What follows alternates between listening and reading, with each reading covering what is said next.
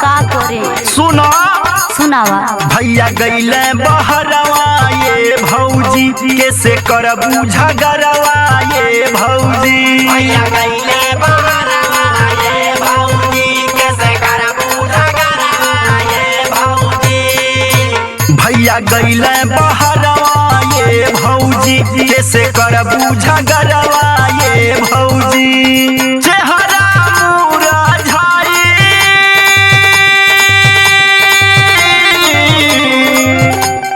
चेहरा मुरझाइल तोहर गलवा जाई से फूलवा ना भइले ना। सुना रेलिया पे चढ़ के जा हजिया से उतरी पिया रंगुनवा रे गइले ना कि राजा रंगुनवा रे गइले ना कि हमारा झूलनी करनवा पिया रंगुनवा रे गइले ना।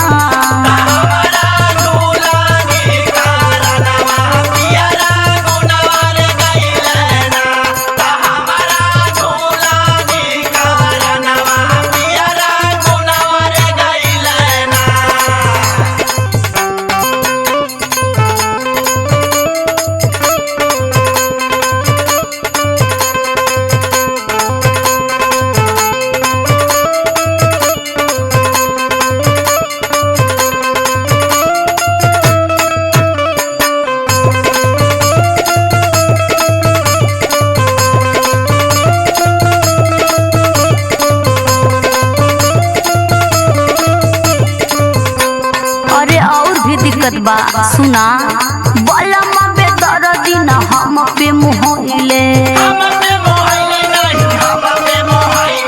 हमके बुझाला तोहे ठेस बड़ा भइले।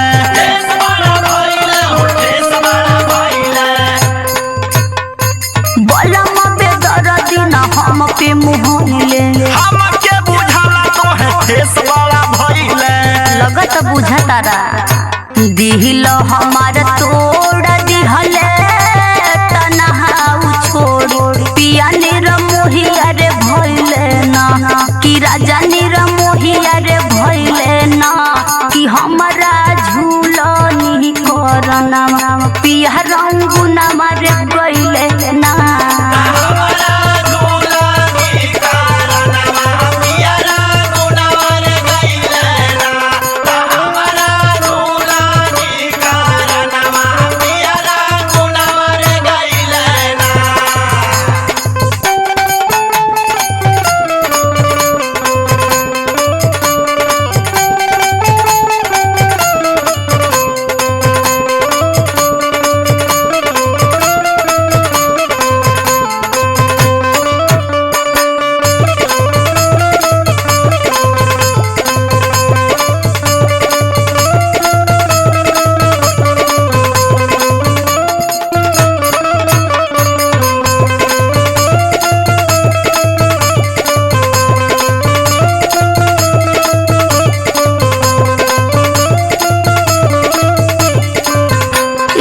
बबुआ हमारा आखिरी बात सुना रविंदर दीवाना हमर माथा सन कइले तोहरे करनवा उ घरवा से गइले।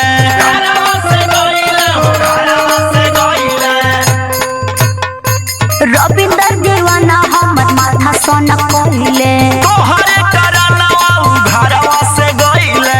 और जिंदगी झंड बा लागे नाही मानवा हो जिंदगी के सुख वा सपनवा रे भइले ना। हाँ सपनवा रे भइले ना कि हमारा झूलनी करनवा पिया रंगुनवा रे भइले ना।